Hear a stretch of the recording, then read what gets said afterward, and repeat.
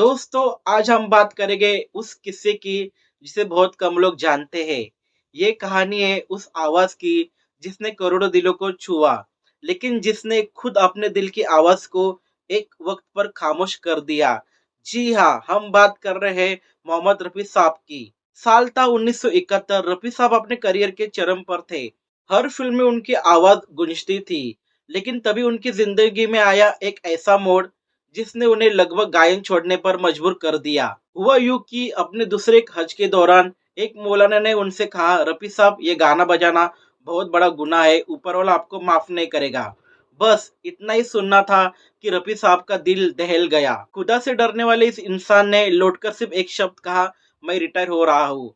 उन्होंने किसी से कुछ नहीं पूछा, किसी को कुछ नहीं बताया, बस गाना छोड़ दिया और चुपचाप लंदन चले गए। उनके बेटे शहीद रफ़ी बताते हैं कि लोग समझते रहे कि रफ़ी साहब को संगीतकारों ने ऐसे बोलते ना दूर कर दिया, लेकिन असलियत ये नहीं थी।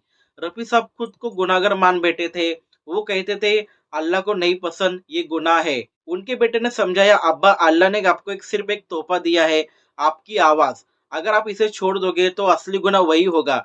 लेकिन रफ़ी साहब नहीं माने और फिर किस्मत ने करवट ली। लंदन में ही एक और मौलाना ने उन्हें समझाया, गाना गुनाह नहीं है, एक खुदा की नेमत है। अगर इसे बर्बाद किया तो वही गुनाह होगा। यही बात उनके प्यारे दोस्त और संगीतकार नौशाद साहब ने भी कहा था। आखिरकार रफ़ी साहब ने दोबारा सुरों की दुनिया में कदम रखा। हालांकि तब कई प्रोड्यूसर दूसरे गायकों को ले चुके थे, मगर रफ़ी साहब ने कभी किसी से काम की भीख नहीं मांगी। और फिर वही हुआ जो होना था।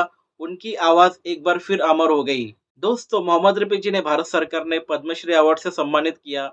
1980 में उनके बस बस 55 साल की एज में उन्होंने दुनिया छोड़ दी। लेकिन आज भी जब उनकी आवाज़ गूंजती है ना, तो लगता है जैसे भगवान के ज़रिए वो गा रहे हैं।